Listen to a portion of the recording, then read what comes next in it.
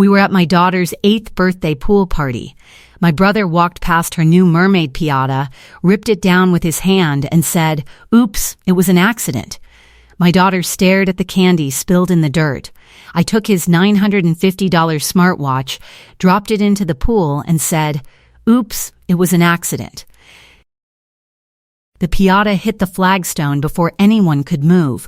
It landed face down, the turquoise tissue paper splitting on impact, candy scattering across the patio and into the dirt by the garden bed. 22 pieces of wrapped chocolate and 11 bags of gummy fish that my wife Simone had sorted by color the night before. Rolling across the ground while 14 kids in swimsuits froze mid-step and stared at the bright scattered mess like something had died. My daughter Lily stood 6 feet from the fallen mermaid. She was holding the wooden stick we had painted gold for her. She did not cry. She did not scream. She just looked down at the torn turquoise paper and the candy in the dirt, and her lips pressed together the way they do when she is trying very hard to keep something inside her chest from escaping. She was 8 years old that day. She had been talking about that Piñata for 3 weeks. She had named it. She called it Pearl. My brother Beau was standing next to the oak tree with his hands still in the air from where he had ripped the rope off the branch. He was grinning. He looked down at the mess and shrugged and said, "Oops, it was an accident." It was not an accident. Nothing Beau does is an accident. But I will get to that. I walked over to where Beau was standing. He had his left wrist out the way he always does, angled so the sun catches the face of his $950 smartwatch, the one our mother Jolene bought him for his birthday 4 months earlier. The screen was bright. The titanium band caught the light.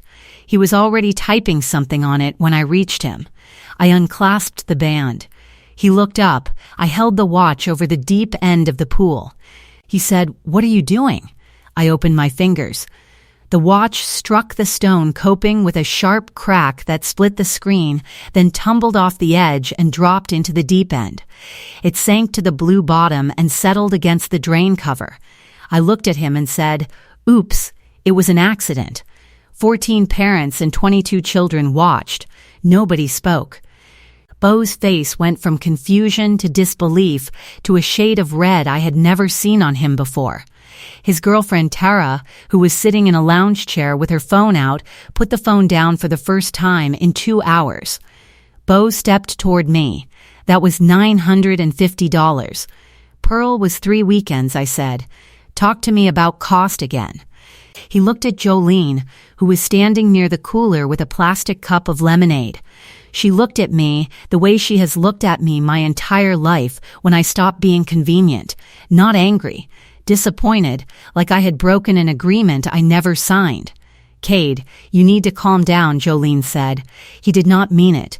He was walking past, and the rope slipped. The rope was a triple knot, Mom. I tied it myself.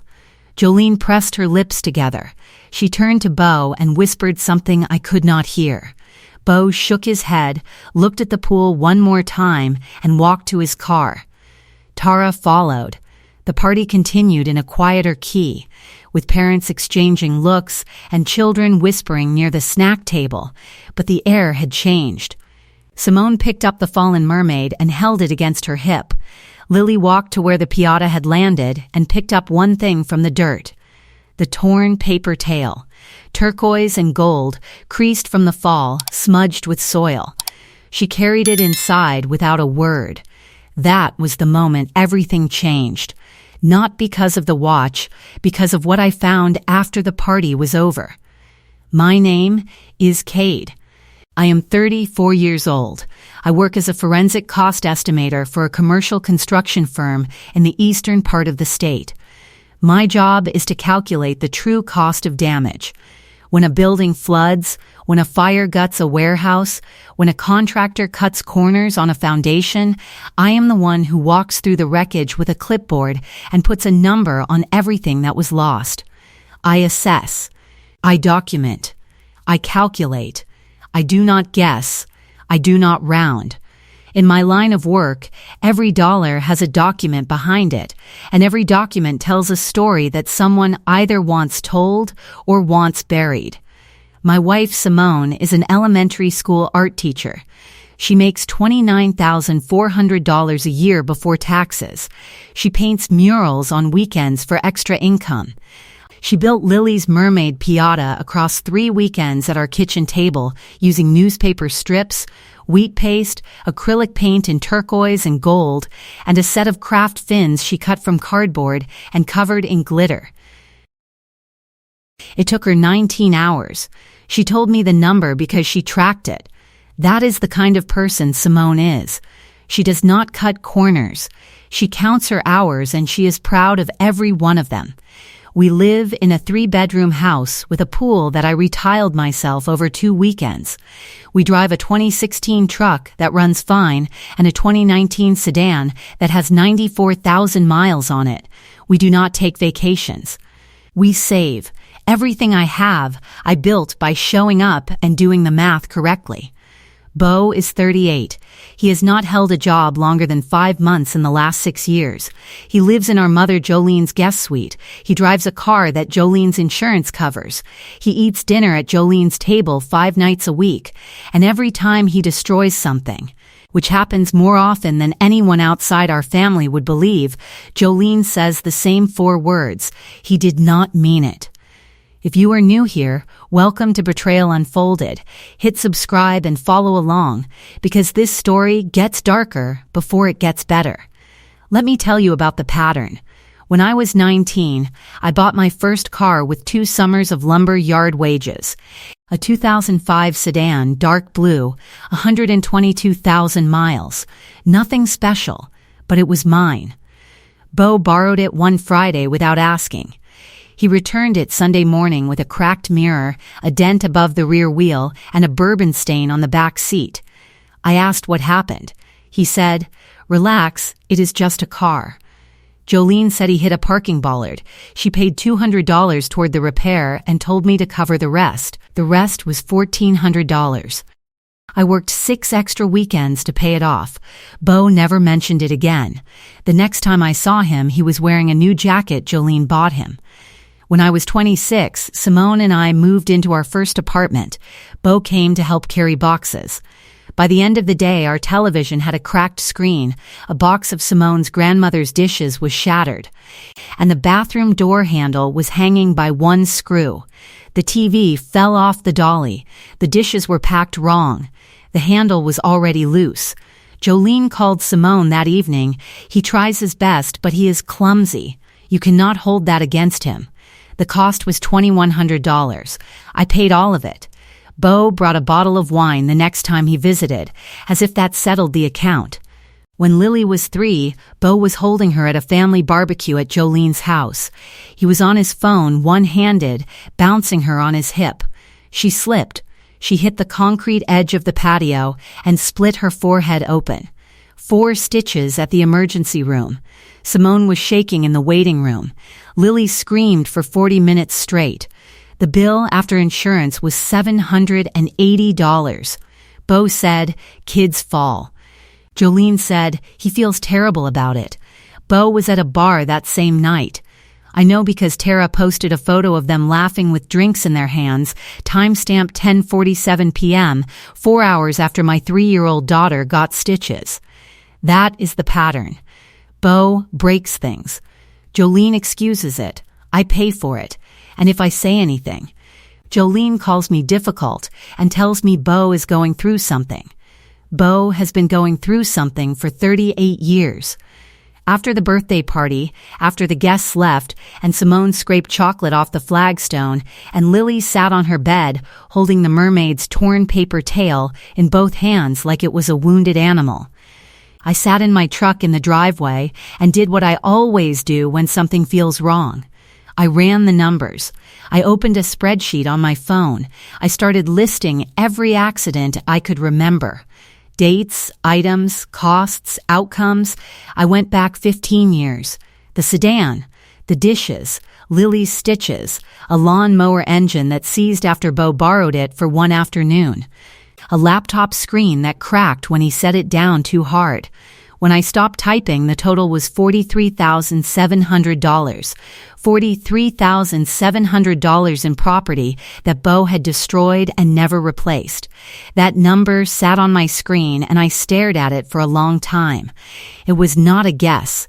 Every line had a date and a receipt, but the spreadsheet was not what broke me open. The phone call the next morning was. Jolene called on Sunday, October 13th. She did not ask about Lily. She did not ask about the party. She did not ask how Simone was doing or whether the Piñata could be repaired or whether Lily had been upset. She said, "You owe Beau a new watch." That was a $950 piece of technology, Cade. It cost more than your daughter's entire party. I almost said something, but I stopped, not because I was being polite, because the sentence she had just said contained a specific kind of math that I recognized from my work. She was assigning dollar values. She was telling me out loud that a $950 watch was worth more than Lily's birthday, and she was not even aware she had done it. That is the kind of blindness that only comes from years of practice. You hear me, Cade? That watch had his health data on it, his sleep tracking. Everything, Mom. Lily named that Piñata. She called it Pearl. She carried the broken tail to her room and pinned it to her corkboard. It was papier-mâché. It was supposed to be broken. That is what Piñatas are for. Not by a 38-year-old man who ripped it off a tree before she could swing. Jolene paused for 3 seconds. Then she said, "I am not going to argue about a Piñata. We need to discuss the watch." I told her I would think about it. Then I hung up and drove to the county recorder's office the next morning. Here is where my job saved me. When my father, Frank, died 2 years ago, he left one meaningful asset, a commercial rental property on Ridgemont Avenue, a 4,200 square foot mixed-use building with 2 retail tenants and a second-floor office suite. At the time of his death, the property was appraised at $640,000. Frank's will, which I witnessed being signed at his attorney's office in June of 2022, stated that the property would be held in Jolene's name as trustee and sold within 18 months, proceeds split equally between Beau and me. 50-50. Roughly $320,000 each before taxes, closing costs, and any outstanding mortgage balance. I never saw a penny. Jolene told me the property was tied up in probate. She told me the tenants were difficult. She told me the market was not right yet. I believed her because she was my mother, and because I was grieving, and because I had a daughter and a job and a life that needed my attention more than a legal fight with my own family.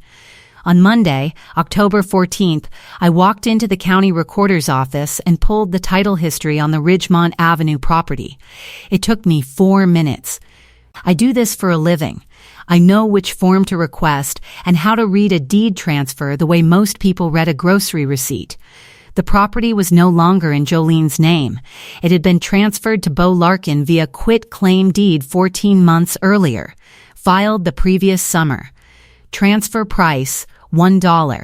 $1 for a $640,000 commercial building. My father's will, my inheritance, my daughter's future. Signed away for the cost of a gas station coffee. I almost closed the file. My hand was on the edge of the folder and my thumb was already pressing the tab to close it. But the filing date stopped me. I knew that date. It was the same month Jolene had told me she was topping off Lily's education savings account, the one she and Frank had opened when Lily was born. The one they had been depositing about $95 a month into for 8 years. Jolene had called me that month and said, "I put a little extra in Lily's account this week. Your father would have wanted that." I called the bank Tuesday morning. The account was a joint minor savings account. Jolene was listed as the adult account holder. Lily was the named minor beneficiary. I was listed as the parent contact, which meant I could request the account history but could not control withdrawals. I identified myself and asked for the full statement record. The representative put me on hold for 6 minutes. When she came back, her voice was different, slower, more careful. Mr. Larkin, that account was closed 14 months ago. Closed by whom? The adult account holder. Mrs. Jolene Larkin. She had full authority to close the account as the listed owner. The balance at closure was $9,200. 8 years of monthly deposits. Lily's name printed on every single statement as the beneficiary. The proceeds were wired to a checking account in Beau's name. My mother had called me the same week she closed the account and told me she was adding extra money. She had lied to me while the wire was still clearing. I sat in my truck in the bank parking lot and pressed my forehead against the steering wheel. $9,200, not a fortune. But it was Lily's. It was 8 years of monthly deposits, $95 at a time plus whatever modest interest a savings account earns, built up month by month while my daughter grew from an infant to a girl who names her Piñatas. Every dollar of it sent to a man who cannot keep a job, cannot hold a child without dropping her, and calls the destruction of an 8-year-old's birthday party an accident. I almost drove to Jolene's house. The car was pointed in that direction. My hands were on the wheel. But the image of Lily holding that torn paper tail stopped me. She did not scream. She did not cry. She picked up the piece and carried it to her room. That is what I taught her. You do not break down. You collect what matters and you take it somewhere safe. I needed to do the same thing before I said a single word to anyone. Wednesday, I pulled the lien filings on the Ridgemont property. What I found made the quitclaim deed look like a parking ticket. Beau had taken out a $175,000 commercial line of credit secured against the Ridgemont property. The lender's title search had uncovered Frank's will and the provision requiring the property to be sold for both sons' benefit. Before lending against it, the bank required a written disclaimer from me waiving any inheritance claim. The loan application included that document, a waiver of inheritance interest, and it bore my name. It stated that I, Cade Larkin, voluntarily relinquished all claims to the Ridgemont Avenue property and consented to the encumbrance. My signature was at the bottom, except it was not my signature. The C was wrong. The downstroke was too steep. The slant leaned left when mine leans right. My middle initial was missing entirely. Someone had forged my name on a legal document and used it to borrow $175,000 against my father's building. I almost called Beau right then. My thumb was hovering over his name in my contacts, and the anger in my chest was so heavy it felt like a second heartbeat. But then I looked at the waiver one more time. The notary stamp, the filing date, the co-signer line, and there it was, Jolene Larkin. Co-signer. Filed 3 months after the property transfer. This was not Beau acting alone. Beau does not act alone. Beau does not fill out commercial loan applications. Beau does not schedule notary appointments or forge signatures or file documents with county offices. Beau breaks things and waits for someone else to fix the paperwork. This was Jolene. She had engineered the property transfer, drained the education fund, forged my name on a legal waiver, and co-signed a $175,000 loan against a building that was half mine. She did all of it in the same 3-month window. She did it while telling me the property was in probate. She did it while asking me to be patient. She did it while calling to tell me she had put extra money in Lily's account. That Thursday and Friday, I built the case the way I build damage assessments at work. Clean columns, hard numbers, no emotion in the spreadsheet. I pulled the county code violation records on the Ridgemont property. There were 11 open violations: cracked foundation wall, non-compliant electrical panel, water intrusion in the retail units causing mold growth behind the drywall, fire exit blocked by stored furniture, handrail missing from the exterior staircase. 3 tenants had filed maintenance complaints. 1 had withheld rent. Beau had been the owner of record for 14 months and had not addressed a single issue. I ran the repair estimates using the same software I use for commercial claims at work. Total deferred maintenance cost, $94,000. Current property value in its condition, under $400,000. Beau had not just taken the building, he had destroyed $250,000 in value through pure neglect, the same way he destroys everything, by touching it and walking away. Simone sat with me Friday night after Lily was asleep. She read every document, every page. She did not interrupt. When she finished the last page, she set it down slowly, like it weighed more than paper should. She put her hand on top of mine and said, "How long have you known something was wrong?" Since the probate excuse lasted past 12 months, I just did not pull the records until the party. She nodded. Then she said 2 words, "Lily's fund." Her voice cracked on the second word. That was the only time either of us came close to breaking that night. Simone is the person who sat across from me at our kitchen table 10 years ago when we had $11,000 in combined savings and a baby on the way and said, "We will build it." And we did. Every dollar, every tile in that pool, every gold-painted stick for a Piñata.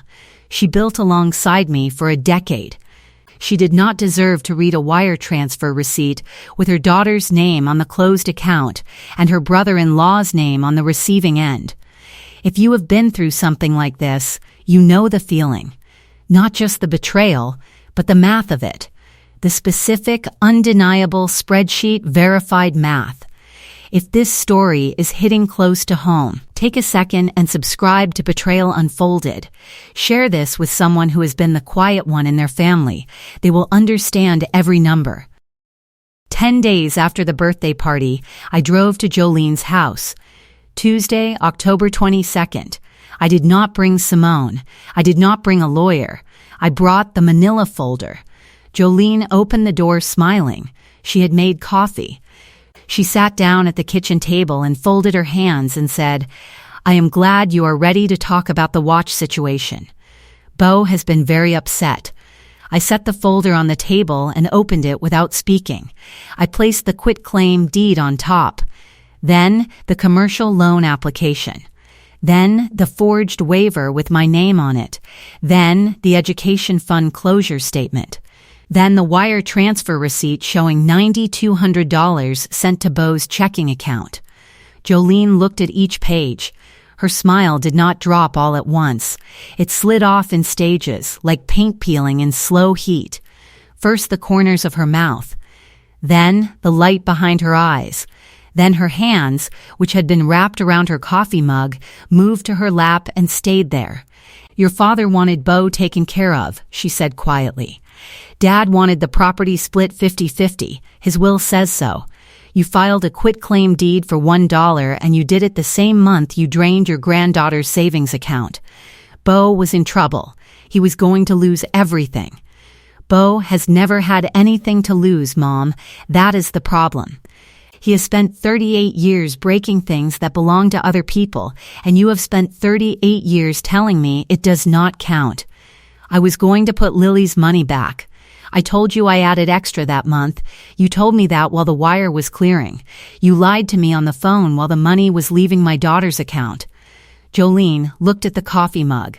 She looked at the wall behind me.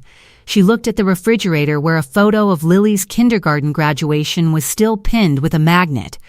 She looked at everything in that kitchen except me and the 5 documents on her table. "You do not understand the pressure I have been under," she said. "Beau needed help. He was going to be on the street. I did what any mother would do. Any mother would forge her son's signature on a legal document. I did not forge anything. Beau handled the paperwork. I just co-signed. The waiver has my name written in handwriting that is not mine. You co-signed a document you knew I never saw. You want me to believe you did not know the signature was fake? I believed Beau when he said you agreed. You believed the man who cannot hold a job for 5 months over the son, who has never missed a payment on anything in his life. You did not call me. You did not text me. You did not ask me to confirm. Because you knew what the answer would be." Jolene's jaw tightened. Her hands stayed in her lap. The coffee sat untouched and got cold. "You had 30 seconds to pick up the phone and verify," I said. "You chose not to. And then you called me that same week to tell me you had put extra money in Lily's account. While the account was being closed." Jolene said nothing. She stared at the photo on the refrigerator, and her chest rose and fell once, slowly, like she was trying to breathe past something that had settled in her lungs and would not move. I picked up the folder and told her she had 2 weeks to consult an attorney. Then I left. Jolene's response was not to consult an attorney. It was to organize a dinner. Saturday, November 2nd. She called it a family gathering to clear the air. She invited Beau, Tara, her sister Helen, and me. She set the table with the good china, the set she only uses when she is managing something. When there is a version of events she needs everyone to agree to before the meal is over. She made pot roast. She positioned herself at the head of the table. It was a stage. She was directing. I brought the folder. I also brought Porter, my next-door neighbor, a retired county clerk who I had asked to come as a witness. Porter sat at the far end of the table with a glass of water and said nothing for the first 20 minutes. Beau controlled the room at first. He was loud. He was leaning back in his chair with one arm draped over the backrest. He looked at me the way he always does, like I am a problem he should not have to deal with. Then he delivered the line. In front of Helen, in front of Porter, in front of Tara, in front of Jolene, with his voice raised high enough that the neighbors could have heard it through the closed windows. "You spent 3 weeks gluing paper to a balloon for an 8-year-old who does not even know what a real vacation looks like. Your wife makes $29,000 a year painting macaroni frames with other people's kids. You count pennies for a living, and you call that providing. Dad would be embarrassed." The room did not go silent. It went still. Helen set her fork down slowly, like she was placing it for the last time. Porter looked at his water glass and did not move his hand toward it. Tara shifted in her chair and crossed her arms over her stomach. Jolene closed her eyes for exactly 2 seconds.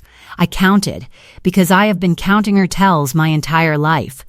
She closes her eyes when Beau says something she knows she will have to clean up later, but she never stops him. She never interrupts. She just closes her eyes and lets it land, and waits for the room to absorb it. I did not respond to the line. Not yet. I opened the folder.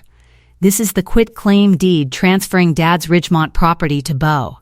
Filed 14 months ago. Transfer price, $1. Beau's smile held.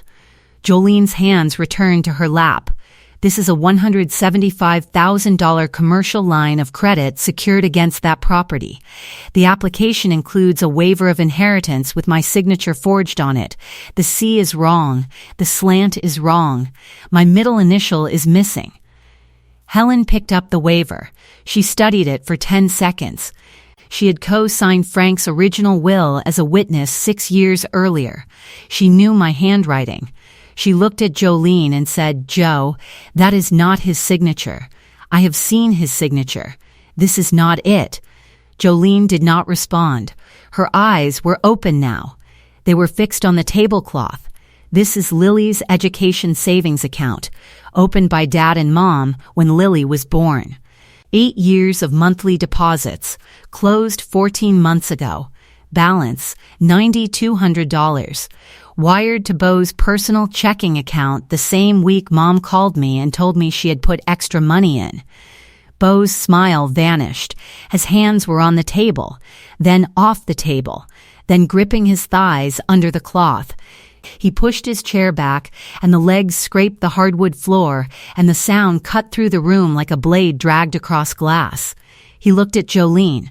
Jolene was looking at the tablecloth. He looked at Helen. Helen was looking at the forged signature. He looked at Tara. Tara was looking at the door. I stood up. Let me be specific about what happened here. You transferred a $640,000 property for $1 without notifying the co-heir. That is fraud. You forged my signature on a legal waiver to secure a $175,000 line of credit. That is forgery. You drained a savings account with your granddaughter's name on it and wired the money to a 38-year-old man who has not held a job in 6 years. That is theft. You told me for 14 months that the property was in probate while tenants were paying rent into Beau's account. My attorney is filing a fraud complaint on Monday. I have filed a police report for forgery. The lender's fraud department has been notified, and the title insurer is reviewing the quitclaim deed for rescission. Beau leaned forward. I did not know the waiver was forged. Mom told me you signed off on it. She said you agreed. Then Mom committed forgery on your behalf, and you accepted $175,000 and borrowed money against a building you never legally owned outright. That is accessory to fraud. Beau tried again, faster now. We can work this out. We are brothers. I will pay you back. I will sell the building and split it. The building has 11 open code violations. The deferred maintenance is $94,000. You dropped the property value from $640,000 to under $400,000 in 14 months. You cannot sell what you have already destroyed. Beau tried a third time. His voice was higher. Come on, Cade. This is family. We can figure something out without lawyers. Helen spoke for the second time that evening. She was still holding the forged waiver. Beau, this is not a family disagreement. This is a forged legal document. I watched Frank sign that will. I watched Cade sign as a witness. This is not his handwriting. I cannot sit here and pretend it is. Beau looked at Helen like she had slapped him. You are taking his side? You are supposed to be neutral. I am not taking sides. I am reading a piece of paper. The paper is clear. Jolene said, Helen, please, this is between my sons. It stopped being between your sons when you co-signed a forged document, Joe. That is between you and a judge. Beau tried a fourth time, turning back to me. I will get a job. I will pay back every dollar. Just give me 6 months. You said my wife paints macaroni frames. You said Dad would be embarrassed by me.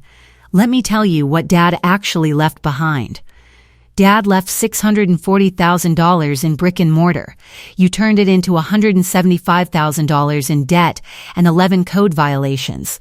The only accident here is you. Beau's face lost its color starting from his forehead and moving downward like a shade being drawn. It passed his eyes, pulled the expression out of his jaw, and settled into his neck. His left hand trembled against the edge of the table. His right foot tapped the floor in a broken rhythm with no pattern. He exhaled through his nose in a sound that was wet and unfinished, like someone trying to swallow air and choking on it instead. He did not stand. He did not leave. He sat and stared at the surface of the table between his plate and his water glass like the wood might open up and give him somewhere to go. Tara stood up without a word. She walked to the front door. She did not look at Beau. She did not say goodbye. She opened the door and left it open behind her, and the night air came into the dining room, and nobody moved to close it. Jolene stood up. She pressed both hands against her chest and said she could not breathe. She said her heart was racing. She grabbed the table edge and her knuckles went white, and she said, "Someone call an ambulance." Beau pointed at me. "You are killing her. Look what you are doing to our mother." Porter, still seated, asked quietly if he should call 911. I said, "Call them." She has done this at every family argument since 2019. The paramedics at County General know her by first name. Jolene's hands dropped from her chest within 40 seconds. Her breathing steadied. She lowered herself back into the chair. The performance was over. Helen watched the whole thing without moving. She picked up her glass of water, took one sip, and set it down. I looked at Jolene one final time. This is the last time I sit at this table. The last time I answer a phone call about what Beau needs. The last time I pay a bill for something Beau broke. The last time I carry a cost that is not mine. Lily's fund gets restored in full, or it goes on the civil filing alongside everything else. Do not call Simone. Do not come to my house. Do not send Helen or anyone else to negotiate on your behalf. We are done. I picked up the folder. I walked to my truck. I locked it in the glove box. I drove home in total silence. Monday morning, my attorney filed the fraud complaint. The title insurer opened an investigation into the quitclaim deed. The lender froze the commercial credit line pending a full review. I filed the police report for forgery of a legal instrument. Investigators could not prove who had physically written my name on the waiver, but records showed Beau had knowingly submitted it to the lender after Jolene arranged the paperwork. 3 weeks later, Beau was summoned to a county code enforcement hearing for the Ridgemont property. He was listed as the owner of record, and he was required to appear. The hearing officer read the 11 violations aloud in a room with fluorescent lights and a water-stained ceiling tile one by one, while Beau sat in a plastic chair with his hands flat on the table. "Mr. Larkin, when do you intend to address the cracked foundation wall on the east side of the structure? I am looking into it. The non-compliant electrical panel was flagged 9 months ago. What is the status? I have a guy. The fire exit on the second floor has been blocked by stored furniture for at least 6 months. When will that be cleared?" Beau had no answer. He looked at his hands. He looked at the hearing officer. He looked at the wall behind her. 2 of his old friends were in the room for their own hearings on unrelated properties. They watched the entire thing. One of them glanced at me sitting in the gallery and looked away quickly, the way people do when they have seen something they did not want to see. The fallout arrived in layers, the way water finds cracks in concrete. The commercial credit line went into default within 45 days. The lender sent collections notices to the Ridgemont property address and to Jolene's home address as co-signer. The property was listed for emergency sale, but the 11 code violations required full disclosure. 3 potential buyers walked after the inspection reports. The listing sat at $389,000 for months with no offers. 11 months after the dinner, the following October, the property finally sold for $374,000. After the $175,000 secured loan balance, $22,000 in remaining original mortgage, $18,000 in delinquent property taxes and code violation fines, $14,600 in brokerage and closing costs, and $63,200 in combined legal fees, the net proceeds were $81,200. My attorney secured a court-ordered split, and my share of $40,600 was deposited into a new education trust in Lily's name. The $9,200 from Lily's drained account was ordered restored separately from Jolene's personal savings as part of the civil settlement. Jolene signed without appearing in court. Her attorney handled everything by mail. Helen stopped speaking to Jolene the week after the dinner. She told a cousin she had witnessed the forged signature with her own eyes and could not look the other way. The cousin told 2 other family members. Within a month, Jolene's Sunday phone calls went unanswered. The neighbors on her street, who had attended Jolene's garden club for 6 years, quietly did not renew the invitation for the spring season. Nobody told her why. Nobody needed to. Beau was charged with 1 count of knowingly filing a forged instrument with a financial institution. Jolene was named as a co-respondent in the civil fraud filing and faced potential custodial account misuse charges, which her attorney negotiated down to a restitution agreement. Beau's criminal charge was reduced to a misdemeanor in exchange for cooperation and restitution payments. He was ordered to pay $1,200 per month toward the remaining commercial loan deficit. His first payment was 11 days late. His second was missed entirely. Jolene covered it from her savings. That is what she has always done. That is what she will do until the savings run out, and then she will sit in her kitchen and wonder why the phone does not ring anymore. Beau moved back into Jolene's guest bedroom permanently. The smartwatch was never replaced. His car insurance lapsed because Jolene could no longer afford the premium, with the loan collections dragging her credit into the ground. Most evenings, he sat in that guest bedroom with the blinds half closed and the television playing a show he was not watching. Jolene brought dinner on a tray. He ate half. The rest sat on the nightstand until morning. That was the life he built for himself. Not by accident, by pattern. By 38 years of breaking things other people made and waiting for someone to sweep up the pieces. Jolene sent one letter 6 weeks after the dinner, addressed to Kate and family. 3 handwritten sentences. I did what I thought was right. Your father would have understood. I hope someday you will too. I read it at the kitchen counter while Lily ate cereal across from me. I folded it once and placed it in the recycling bin next to the empty cereal box. If you have made it this far, you understand that this story was never about a Piñata. It was never about a smartwatch.